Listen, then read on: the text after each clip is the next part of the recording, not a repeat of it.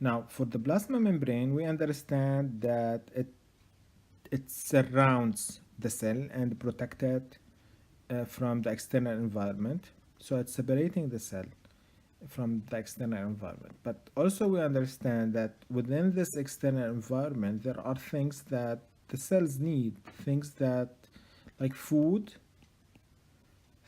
cells need to bring that food inside them.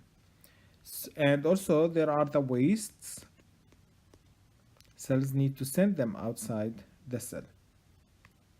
So this means that this membrane is selectively permeable. What does that mean? It allows certain materials to pass through it, whereas it prevents other materials and keeps them outside.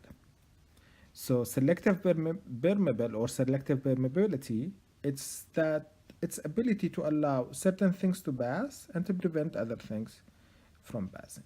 And these things depends on the cell's need, whether they need these materials or not. Now the plasma membrane is, if you remember, it's a lipid bilayer membrane and it's made of the phospholipids, which are made of the polar head and non-polar tail.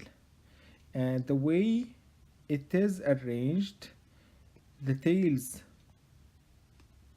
are faced together, whereas the heads are away from each other. So this is a phospholipid, and these would be like this. If we go back, as you can see, this is the head, this is the head, these are the tails. Okay, so this is, what does it mean? Biolipid. It has two layers of biolipids. Also, it has cholesterol. Cholesterol, it makes the membrane a little bit rigid, a little bit hard. Also, it contains proteins that these would be means of transport. They will form channels. And carbohydrates, these are to recognize, like for communication. So if we go back into this is the cholesterol, these are the proteins, and these are the carbohydrates. So all of these four things are part of the plasma membrane. Now there is this video, please watch it and see. It will help you to understand how the overall structure of the plasma membrane. Oops, I want to go back. Okay. Next, now we need to understand also a few concepts about how the molecules are crossing the plasma membrane. And for these molecules to pass through the membrane, we have two options. Either it's a passive transport, and in this case the cells do not use energy, so they don't need to expend energy, and that is passive transport, or it is active transport that cells must use energy or spend energy for that transportation. These are the two major types.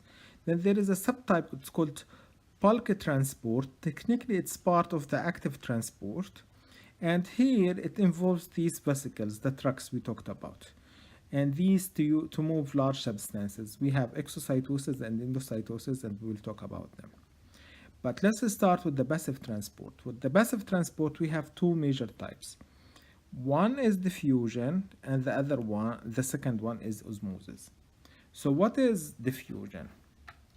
Diffusion is the movement of these molecules from regions of high concentration to a region of low concentration. Think of, let's say, for example, let's use the notepad here. Okay. So, for diffusion, I need to pen. So for diffusion, we said this is the movement of solutes from areas of high concentration to low concentration, right? What does this mean? Think, for example, if we have this cup of water and we dropped within it a cube of sugar. Okay, after like a few minutes, sugar would start to diffuse, and additional more minutes we will have the sugar all over the cup. That is diffusion. The sugar by itself moved from the areas of high concentration to areas of low concentration. This is high concentration because this is the cube of sugar is here. This is the area of low concentration because there is no sugar here. So the sugar moved from this area toward these areas, the areas of low concentration, till the moment that the sugar is filling all of the cup, all of the water in the cup, and that is diffusion. And as you could see and understand, there was no ATP used for this sugar to transfer or to move around. It's not this one, not this one, here. So that is diffusion. So for the plasma membrane, substances, sometimes this is outside, this is inside. Sometimes we have substances here outside, they are in high concentration, whereas here inside they are with low concentration. So they will move from areas of high concentration to areas of low concentration. That is diffusion. And this movement from high to low is the movement down their gradient. Down their gradient. They moved from the area of high to area of low concentration, and that is diffusion. And as you can see here, for example, this dye at 10 minutes, it's like this, 1 hour, it's like this, 24 hours, it's like this. So there is a kind of diffusion in water of this dye. Now, sometimes this diffusion can happen through the plasma membrane. Sometimes it needs a channel, like a protein, to move it. And that is diffusion through channel. Or sometimes it's called facilitated transport, that it needs a transporter to move it. Think of this like elevator. It picks it from, or a crane, it picks it from one side and release it into the other side. Still, this is diffusion. These are moving from areas of high to low. The difference is there is something that is transporting them. Okay? Here, think of it as escalator. So it's always open, and it helps in moving, again, the same concept, from areas of high to areas of low concentration. Here, there is nothing need to help them. These particles, they are so small, they don't have any problem with the plasma membrane. They can diffuse through the membrane. Usually these are lipid soluble. Okay, whereas these are not lipid soluble. These are some polar molecules. For facilitated transport, these are large molecules. We can't simply pass them through here because they would disturb the plasma membrane. So these are the three types of diffusion: direct diffusion, or just diffusion through the lipid membrane, diffusion through channels, and facilitated transport. Now, the other form of diffusion is the diffusion of water, which is osmosis. Here also it's happening across selective permeable membrane, and of course even here this is selective permeable. It allows certain things to pass and prevent other things. So still, selective permeable is always, the plasma membrane is always selective permeable membrane. But the water would move from area of low solute concentration to an area of high solute concentration. What does this mean? See, for example, here, these two chambers they are connected through this membrane. This membrane, the pores here, they are so small to allow these sugars to pass through. They cannot pass through. So the water, and in this case, this is the area of low concentration, of course, and this is the area of high concentration. If the membrane, its pores were big enough, then the sugar would move in this direction. But that is not happening because the membrane, its pores are so small. So in this case, water would move from the area of low concentration of solutes to the area of high concentration of solutes. And we will end up with difference in water volume, but equal concentration of sugar. We'll end up in difference of water volume, but equal concentration. A direct application that I think usually or daily doing it is the tea bag. So this is the tea bag. The tea bag, it has these little pores, and the tea leaves are inside. So when you put it in a cup, you put the tea bag in the cup, the leaves cannot leave the cup, right? But the water will get inside and like kind of solve or dissolve the tea, then the tea would come out. But that movement of water from area of low concentration to the area of high concentration within the tea bag, that is osmosis, and that is a direct application, something that we usually do when we are preparing our tea. Now, because of the selective permeability of the membrane, we have, what is it? We have different in something called tonicity.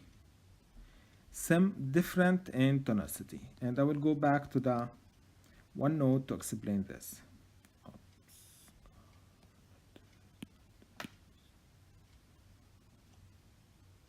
Okay. With different tonicity, what do we have? We have the cell. Okay, this is the cell. And the cell, of course, is sitting within an environment. Okay. Now, what usually happens that within this environment, there are materials outside and there are materials inside. In case they are equal inside and outside, we will call this isotonic, in which concentrations are equal inside and outside. But if these materials are concentrated outside, only few inside, we will call this hypertonic.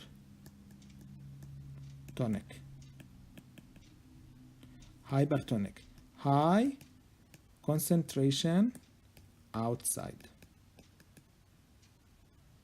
What will happen in this case? That the water here, this is the area of low concentration, would move to the area of high concentration. Right? Water would move from the area of low concentration, which is inside the cell, to the area of high concentration, which is outside the cell. So the cell will lose water.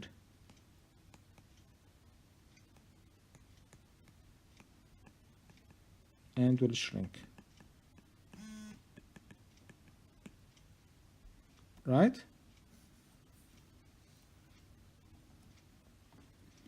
Now,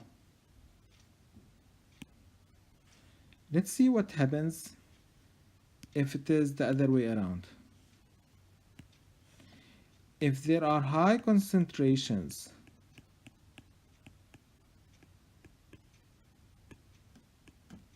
inside the cell and this concentration outside the cell. What will happen in this case? Now, the water outside will get into inside because the water again is moving from areas of low concentrations to area of high concentration. So in this case, this we will call it hypotonic. Hypotonic. With hypotonic, concentration inside is higher than outside. Is higher than outside, and water will move in, which will lead to cells swell.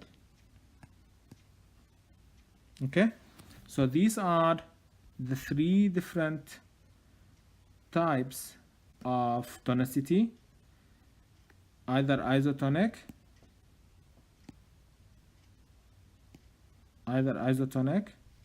or hypertonic, or hypotonic. And here, something we did not talk about, there is no net movement of water. Water would move out and in without causing anything to the cell. But with these, with the other types, like here and here, there is a net movement. Either the water would move out or the water would move in, and this will either cause the cells to shrink or to swell. And these, the hypertonics, the hypotonic, and the isotonic, of course. Now, why these are important? Because when we are transporting blood, for example, it's extremely that we put the blood cells in isotonic solutions, and that's the normal saline. Otherwise, the cells the red blood cells either going to shrink or going to swell. This video shows a home experiment about osmosis, and it will help you to understand it better. It's very funny, and I advise you to watch it. Okay, I will stop here, and when I come back in the new part or in the coming part, I will talk about the active transport.